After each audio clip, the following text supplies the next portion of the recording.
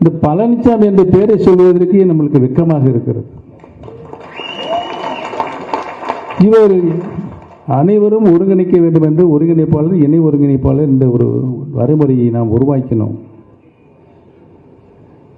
அனைத்து பேருமே தங்களுக்கு ஆதரவாளர்களை மட்டும் கூட்டி வைத்துக் கொண்டு போலியான பொதுக்குழுவை உருவாக்கி ஒற்றை தலைமைதான் வேண்டும், பழனிசாமி சிறப்பாக கட்சியை வழிநடத்திக் கொண்டிருக்கிறார், பழனிசாமி சிறப்பாக முதலமைச்சராக இருக்கிறார், அவர் வந்தால் அனைத்து தேர்தலும் நாம் மாபெரும் வெற்றி அடைவோம் என்று சொல்லிதான் ஒரு மிகப்பெரிய மாயையை உருவாக்கினார்கள்.